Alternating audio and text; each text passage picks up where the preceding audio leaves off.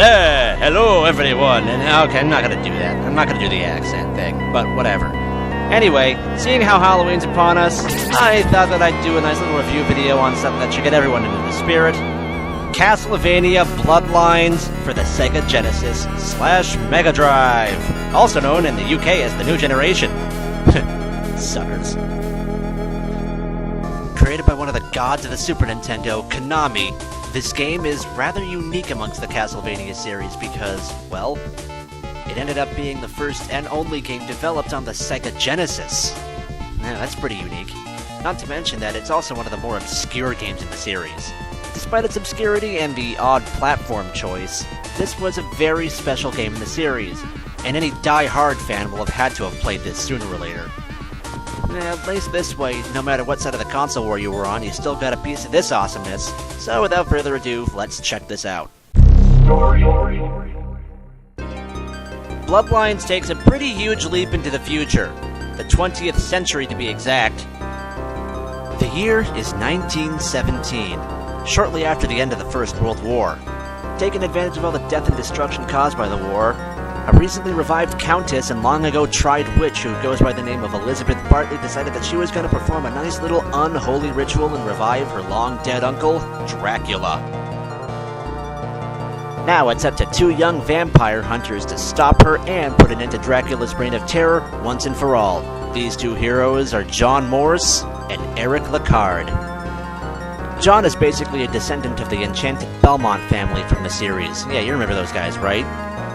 Basically, he's in on this to fulfill his destiny as a vampire hunter. Eric, who's a friend of John, is in it for a more personal reason. Mainly the fact that he's looking for some sweet revenge after the woman he loved was transformed into a vampire.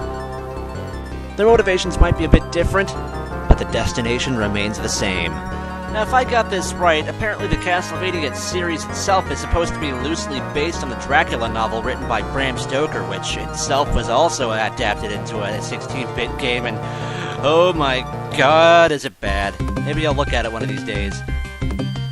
Anyway, apparently the story of Bloodlines was supposed to bridge the series a little bit, to make it a little bit more connected with the novel, although I'm not really going to get into that here, okay? So, whatever. That can be for you to research on your own time. If you've played any Castlevania game in the past, then you should know how this works. It's a platformer. You run mostly to the right, you hit bad guys, and you hit candles to get power-ups, and at the end of the stage, you fight a boss. Now, of course, at the start of the game, you'll be given the option of playing as one of two different characters, each with their own different strengths and abilities. Just like the legendary Belmonts that came before him, John uses the legendary whip known as the Vampire Killer. It's got some short range, but it has high attack power.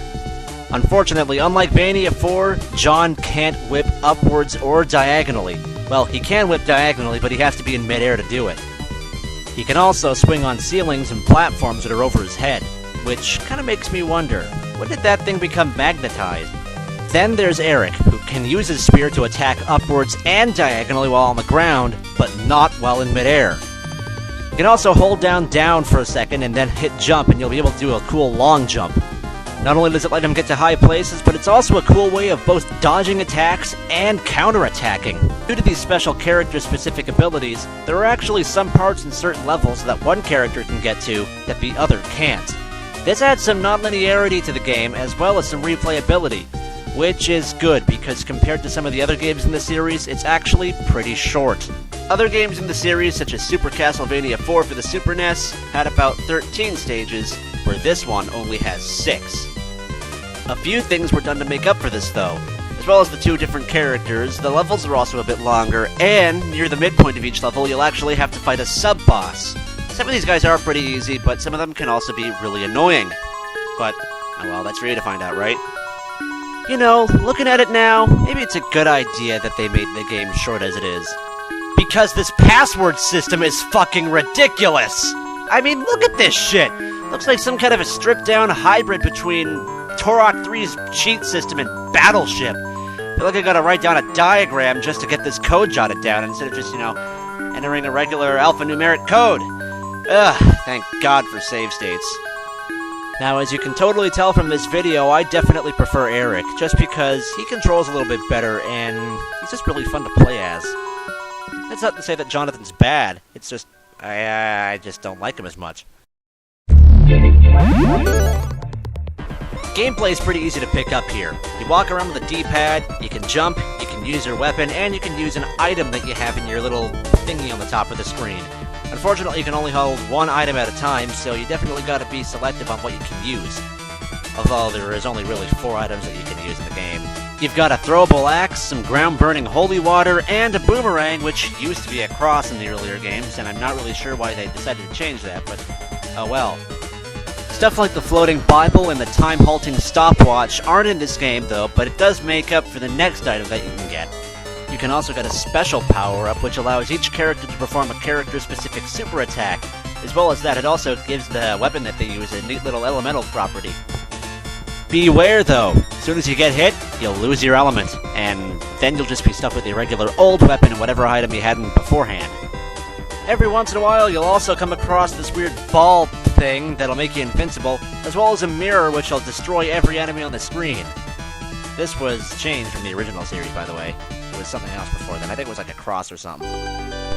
Some people like to consider this one to be one of the hardest games in the series thus far. Well, that claim might be a little bit up for debate. Whether you agree with it or not, you still can't deny just how intense some of these levels can be. And believe me, the game will throw some pretty weird shit at you. Oh, man, this looks like the first level of Metroid on crack. There's definitely multiple styles of levels in each level, and it definitely doesn't get any less challenging. And here's where things get really trippy. And I mean, holy shit, what the hell's going on? Oh geez, hope you got a good sense of balance. The level designs are pretty damn creative, and some will probably surprise you during your first playthrough. They're definitely manageable though, so that's good. Konami did a phenomenal job trying to make this game look as great as possible on the Genesis. As far as the visuals go, sure, the Super Nintendo might have been a lot more powerful than the Genesis in terms of graphics, but even then, this game can pretty much give the SNES Castlevanias a run for their money. There are a lot of cool special effects, like the Atlantis level, which has reflective water. Hell, even the pause button reflects. That's awesome.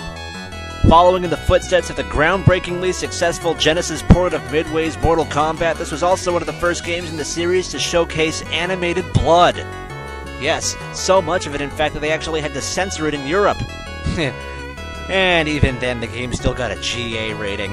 ESRB, you really screwed us up, you know that? You know, I always thought that kind of censorship was extremely pathetic. I mean, come on. It's a game about a freaking vampire. Why wouldn't there be blood involved?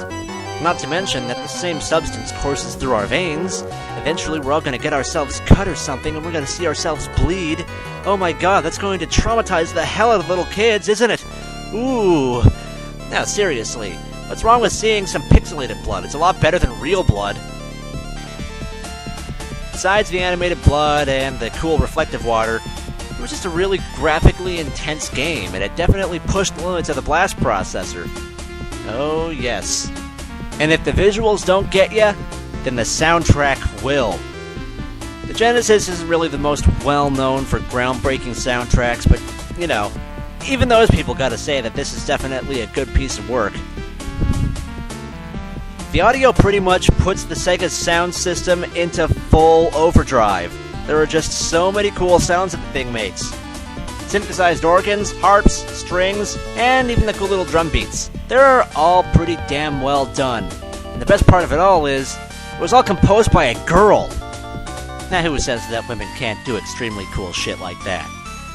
As well as bringing on some original new tunes that would be later used in future games in the series, it also brought back a couple of old classics that any fan of the series will immediately recognize.